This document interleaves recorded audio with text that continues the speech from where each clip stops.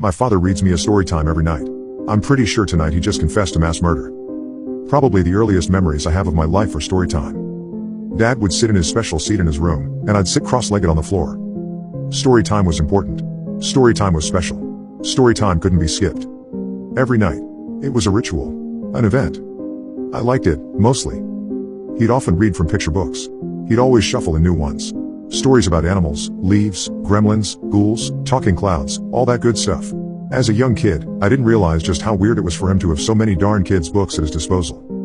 Anyways, there was one important rule that always came with his nightly storytelling. Whenever he shared a tale, I wasn't allowed to get distracted. In the earlier years, it felt like he was much more lax about this. If I yawned or dozed off, he was pretty forgiving. But if I interrupted him, saying I was hungry or bored or wanted to play video games, he'd shut me down quickly. He'd stare at me from his chair. An intense, angry glare. Then, with my full attention, he'd simply say, "What would the uninvited guests think about this?" Naturally, I didn't have a great answer to this question. At first, I assumed it was just an expression akin to saying it's raining cats and dogs - some phrase that sounded like nonsense but one that I'd understand when I was older. Either way, I ended up becoming a pretty good listener after months of this ritual, and started to really relish these moments with my dad. The stories themselves were boring, sure, but he'd always work hard to spice them up with great pacing and impassioned voice acting. It wasn't until I turned 9 that his storytime rules became much stricter. At this point, if I got itchy and looked down at my arm to scratch it, he'd snap his fingers, then glare. What would the uninvited guests think about this? If I noticed a snowfall happening outside, my eyes briefly darting to the window, it would be another snap of his fingers, another disapproving look, and another mention of uninvited visitors.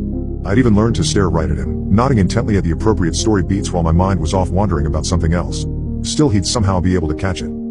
Innocently, I brought this up to some of my close friends at school, who found the whole thing, including the fact that he still reads stories to me, nightly even, a bit weird. My curiosity flamed, and I brought it up to him at dinner one day. "Dad, why is storytime so important?" He didn't look up to answer. Fork with mashed potatoes in one hand, that day's paper held out in front of him in the other. "It'll make you smarter. When you grow up, you'll be thankful about it." The answer didn't really quell my curiosity. I pressed on a bit more. "And you really need me to pay attention the whole time?" "Yes. Without a doubt." Not a particularly detailed answer from the old man. If this paints a strange picture about my pops, I do want to make something very clear. He was a great dad.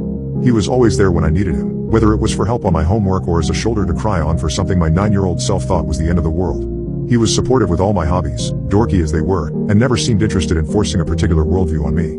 There were only 2 topics he was guarded about, talking about my mom, who died giving birth to me, and of course, the stories. Once I hit 10, he ditched the picture books altogether. The next stories were all ones he came up with himself. They were interesting, to say the least. I can recall a few of them that left greater impressions on me, for reasons I'll get into soon. The first was the story about the werewolf who should have known better. This werewolf had sharp teeth, sharp claws, and a big heart, like all the werewolves that came before him. He'd heard all the tales about townsfolk crying foul about the wolves and blaming them for various ills, but he brushed them aside. This werewolf was an optimist. One fateful day, he climbed down the hill to finally greet the townsfolk, but they chased him out with pitchforks and rocks. He realized quickly, much as he wished it weren't the case, that things hadn't changed. His story would be the same as those of wolves from generations past. The second story was about a boy who would freeze up in terror whenever there was an earthquake. Rather than dropping under the table and covering his head as he was supposed to, he'd instead stop in place, unable to move an inch. Noticing this, his mother decided to calm him with a story. Earthquakes, big and small, she told him, were all caused by a friendly giant in the sky. Small rumbles meant the giant was exercising, and bigger quakes meant the giant was bouncing on a trampoline. The stories were silly, but they helped the boy find some relief, and soon, he was able to consistently drop, cover, and hold, all while visualizing a fantastical picture in the sky. The most important story of the bunch was one he decided to save for a special night. At this point, I'd become the perfect listener. It was routine and instinct, and nothing could distract me.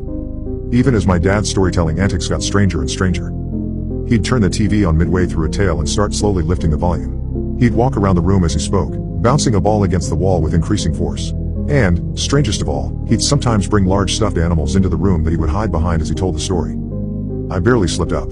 Sometimes the face of a particular stuffed animal would pop out to me, or my eyes would be drawn to follow the movement of the ball he was bouncing. He'd always catch me. He'd always notice. He'd always say the line, "What would the uninvited guests think about this?" Finally, I asked him, "Who are the uninvited guests?" He broke into a big smile. It stretched across his face with an unsettling curve, like a caterpillar. Like his cheeks were being pulled. Then he shook his head. "There's still time," he said. And there was indeed. The night of the party wasn't for a few weeks. When it finally rolled around, it was a sight to behold. I never knew my dad had so many friends. They were all laughing, friendly, mingling, shaking hands, looking at the pictures around our house, eating. A gathering of sophisticated-seeming adults. None of them paid much attention to me at first. I assumed this event wasn't a big deal. Dad had mentioned briefly that some folks might come over to our house in the near future.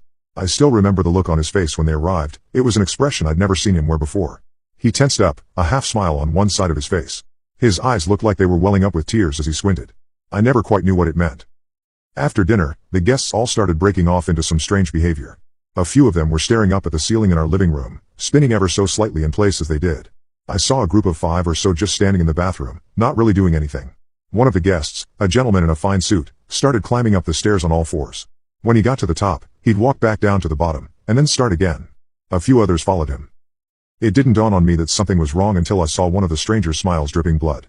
I thought my brain was making things up, but then someone down the hall looked at me and waved with a similar tinged smile, red droplets flicking down from her teeth.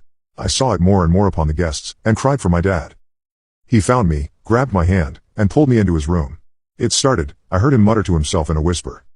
He shut the doors behind him, and barricaded the entrance as I continued crying. "It's story time, all right?" he said. I was rattled beyond belief, but the words brought me a light comfort. He sat in his special chair, the one he always sat in. Then, he told me the story about Patrick Bear and the uninvited guests. I tried my best to listen intently. On one special day, Patrick found out that he was throwing a party. That was news to him. I felt a force pushing against the door. The guests rolled in one by one. More than he could have ever imagined. They were already inside. They spilled into the room, wandering. I averted eye contact with them. My dad shot me a knowing, mindful look. I was doing what he wanted. They had big hats and big ties and fancy shoes, but Patrick Bear didn't care. A clutter of strangers gathered behind my dad's seat. They peeked their heads out to look at me. The others started sitting around me in a circle. They left only a small gap for me to lock eyes with my father. Through my blurry peripheral vision, I could sense all of their eyes were fixed on me. Patrick just wanted his alone time, so fancy friends didn't mean much to him. The whispers of the strangers were the hardest part. "Look here, do you want to have a staring contest? Look away for just 1 second," they all said in different variations. The guest stayed longer than he would have liked. The bloodied smile of a stranger crept up right in front of me. I kept my dad's gaze with the 2-inch gap to the stranger's left that had been afforded me. But eventually, I saw my dad's neck slowly twist. His eyes had averted from me. They looked upwards now, towards a woman that was hovering in front of him. I heard cracks and snaps. The strange, caterpillar smile returned to his face as his cheeks pulled in opposite directions. Blood pooled from his mouth. He briefly looked at me again, now with an apologetic gaze. "I'm sorry, my sweet one, I had to look at your mother." His face and neck contorted in ways that didn't even make sense, but he was able to slip out one final line. "How would os the store, story in ed?" Something in my gut knew that closing my eyes wasn't the answer. I was covered by the strangers, but still, I somehow looked ahead. Somehow, they were a blur. I couldn't look away from them, but my attention wasn't with them. It was with the story. But eventually, they all went home. And Patrick Bear found peace and quiet, once again, I said. A breeze blew through the window. The room was suddenly still. The house was empty. Everyone was gone. There was no sign of anything. No family photos, no children's books, nothing I recognized. Just generic furniture. When the cops found me days later, starved and confused, the story was that I was an orphan boy with no traceable lineage. Everything I told them about my dad, my upbringing, story time, and more, couldn't be proven in any way. I talked about my school, about the teachers and friends I had there, but no one mentioned could recall ever knowing me. For a while, I was convinced that I'd made up the whole thing in my mind. That I'd been abandoned by my parents when I was young, fled from an orphanage, and squatted in uninhabited properties living an imagined life. A storybook of my own. The events of that final night of storytime and the insanity I encountered were proof that I'd merely decoupled from reality as a child. Unfortunately, like the werewolf, I learned a painful lesson when my wife Meredith died while giving birth to our son Michael.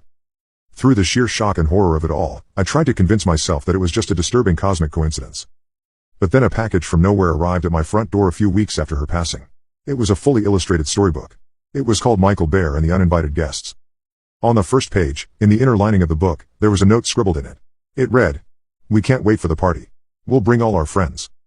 Love, Meredith, Mom and Dad." I can't say for certain when the party will be, but if history is anything to go on, the uninvited guests will show up around my son's 10th birthday.